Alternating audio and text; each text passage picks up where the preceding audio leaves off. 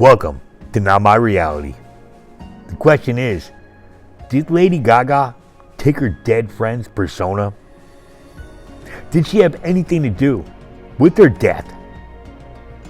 Did she make a deal with the dark side? We gotta take a look at this one. Let's go. Parody. If you don't have a sense of humor, go.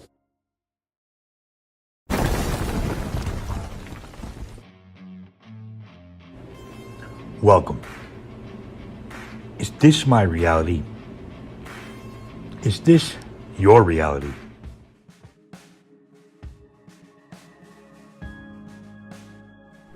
It was 2007 and producer Rob Fusari had hired Wendy Starling to bring him an edgy and bold future star. And he found Stefani Germanotta, whose artist name is none other than Lady Gaga, at the New York's Cutting Room. But at the same time, Fusari was working with a girl named Morgana, Lina Morgana, and he introduced Lady Gaga to her. Soon afterward, Gaga became Lina's co-writer, and backup singer. However, even though Germanotta was initially working a bit with Morgana, it seems like Fusari was already scheming her new name, Lady Gaga. And in 2007, she was signed to Interscope Records and began working. Only a year later, on October 19, 2008, Lady Gaga released the album Fame. But barely 2 months later, on October 4, 2008, her friend, or ex-friend, or I don't know, she kind of denies even knowing her now, 19-year-old Lina Morgana, she died she ended herself.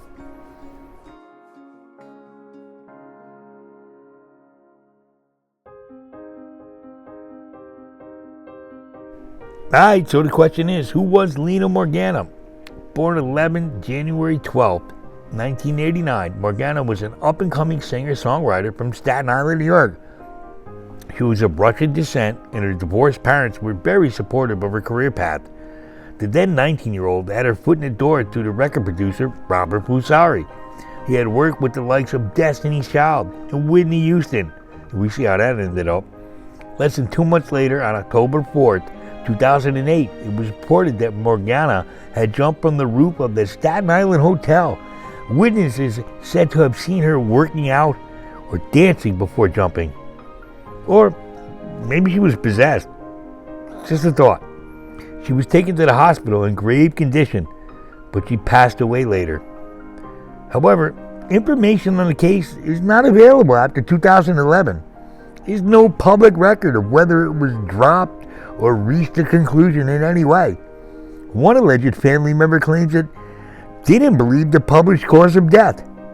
Quote, I can tell you one thing right now. We, Lina's family, do not believe that she had an intention to die. We as a family do not believe that Lina committed suicide, her aunt wrote on Lina Morgana's website. Support the channel, hit the like button, hit the subscribe button, smash the notification bell, and never worry, we will never make a deal with the dark side. Never.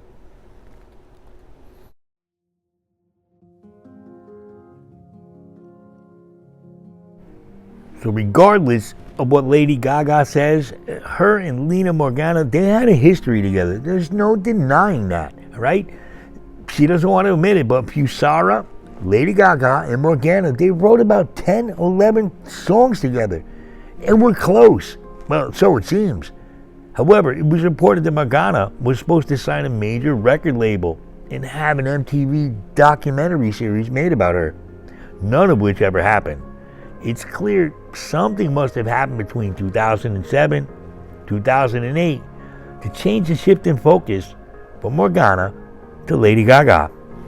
Well, maybe that something was the attention being given to Gaga and not Morgana.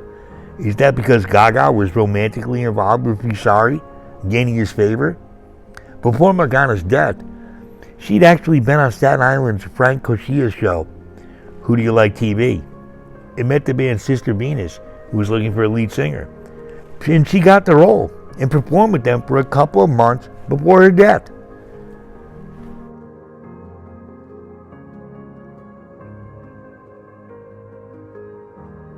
Now we get to the controversy. The mother of the deceased. Yana Morgana says her daughter and Gaga, they were tight back when Lady Gaga, aka Stefani Germanotta, was more likely to watch Muppets rather than wear them. Yana claims Gaga stole her late daughter's style in her daring fashions. Yana said that Stefani, as she was known, she wasn't flashy, she wasn't outrageous like she is now when she met the Morganas in 2007. In fact, the future Gaga came from a privileged background. Stefani and Lina met through a common record producer who hoped that Lina could sing the songs that Stefani wrote. She went on to say, "I'm not looking to file a lawsuit. I just want them to acknowledge that Lina as an artist and release her music." Yana then said to the New York Post, "Lady Gaga is holding Lina's soul, and she wants her soul to be free." You might just think this is a mom. Maybe she's just batshit crazy over the loss of her daughter and the way she died. But what if there's something to what she's saying? What if it's just not a mom's grief? What if there is something to a soul? The mom goes on to say every other word she says is from Lina. She talks about having a dark and tragic life, but she had everything she wanted in the world. Gaga went to the same high school as Nikki friggin' Hilton. Her parents were rich. But Lina on the other hand, she really did have a tough life. And she often talked about her tragic life.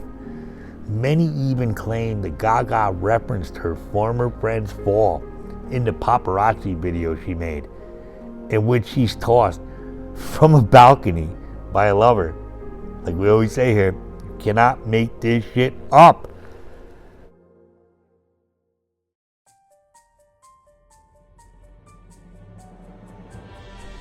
The deal. The deal. Did she make the deal? Did Gaga make the deal? It seems that Lady Gaga now regrets the adherence to this evil organization or evil entities. Gaga believes the chronic illness, fibromyalgia, I believe it is she's suffering is actually the physical confrontation of the evil forces that have begun to take control of her body. I wonder why. The artist entered the dark forces of the Illuminati when she was very young. She sold her soul for fame and money.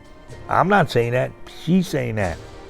It seems that after having made that pact with the Illuminati, around the time Lina Morgana ended herself, Lady Gaga was left possessed by an evil entity that later attempted to escape through exorcism.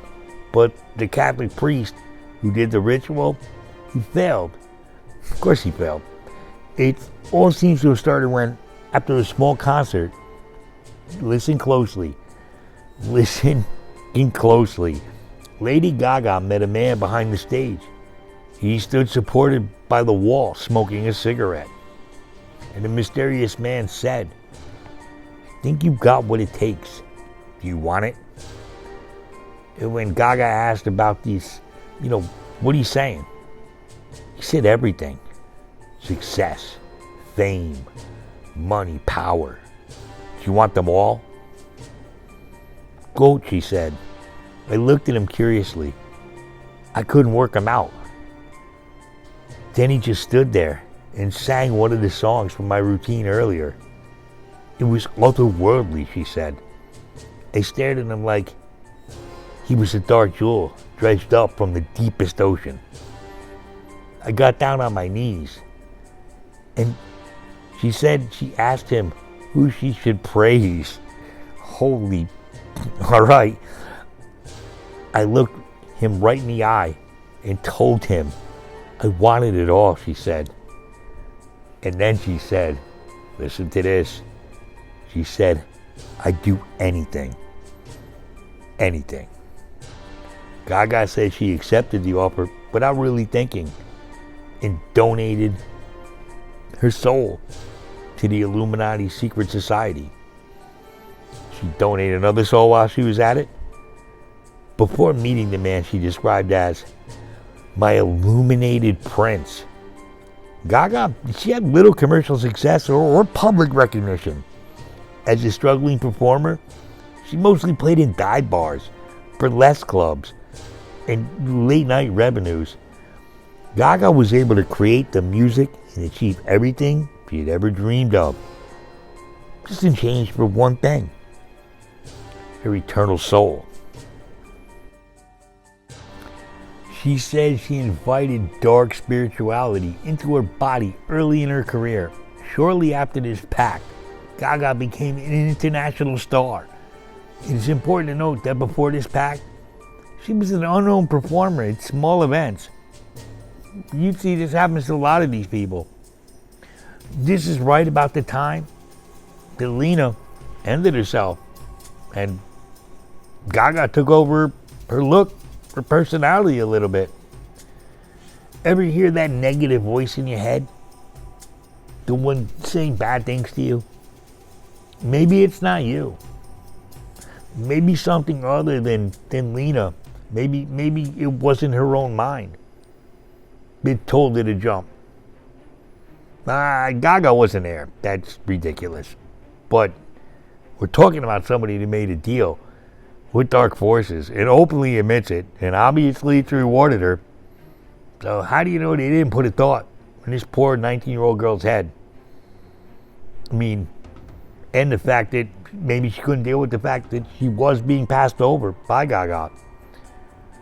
Quote, they may give you special powers, outer beauty, talent, and wealth for a while, but it doesn't last long, Lady Gaga said.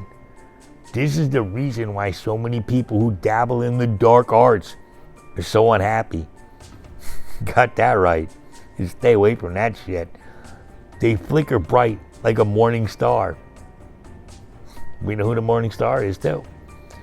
And then they wind up committing or they destroy themselves with substance abuse or other issues. It's very true. It's very true.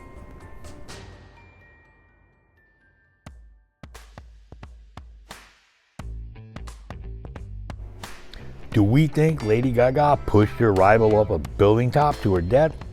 No, we don't. Do we think Gaga made a deal with an entity? Yeah, we friggin' do. Did Gaga need to bring something of worth to the table that maybe she did not possess? Did she at the very least steal her alleged close friend's look and style after her death? And she sure did that. But did she need a blood sacrifice to achieve the levels of fame she has now? Stefani openly admits making a deal with the Illuminated Prince. I wonder who that could be.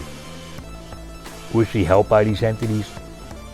Did these voices tell her to jump, jump, jump? Can you steal someone else's soul to give away? This is getting too deep for me. What say you? Leave a comment down below. Is this just nonsense? Are there powers and principalities we just don't understand guiding the winners and losers of this reality? What say you? Leave a comment down below. Okay, I'm done. Let's get the fuck out of here. This thing creeped me. It just creeped me out.